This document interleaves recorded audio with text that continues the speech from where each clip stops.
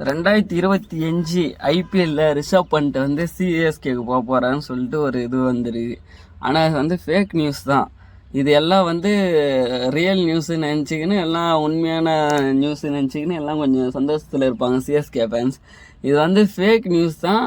எனக்கு தெரிஞ்சு சிஎஸ்கேக்கு வரத்துக்கு 1% 0.0 பாயிண்ட்டு கூட 1% கூட வாய்ப்பு இல்லை. ஏன்னா இப்போது சிஎஸ்கேலேருந்து டோனி விடுவாங்களா, அந்தமாரி ரிஷப் பண்ட் வந்து ஒரு இன்ஜுரியிலேருந்து வந்து நல்லா கம்பேக் குத்துருக்காரு. அந்தமாரி ஒரு அனுப்புறதுக்கு வாய்ப்பே இல்லை.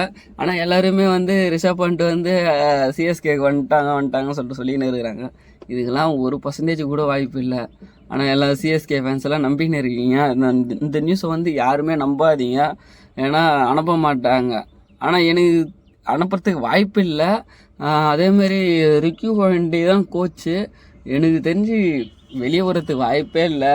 அவங்க வந்து அந்த ரிட்டர்ன் லிஸ்ட்டில் ஒரு லிஸ்ட்டு ஒன்று கொடுப்பாங்களா, ஒரு 3 பேர் 4 பேர் இருப்பாங்களா, அந்த லிஸ்ட்டில் வந்து எனக்கு தெரிஞ்சு கன்ஃபார்மு அதில் வந்து இந்த ஸ்டார் பிளேயர்லாம் இருப்பாங்க. இதெல்லாம் எப்படி தான் நம்புறதுனே தெரில. இதெல்லாம் உண்மையான நியூஸ் கிடையாது. இது வந்து உண்மையாக இருந்தால் எனக்கு தெரிஞ்ச வரைக்கும் உண்மை இல்லை.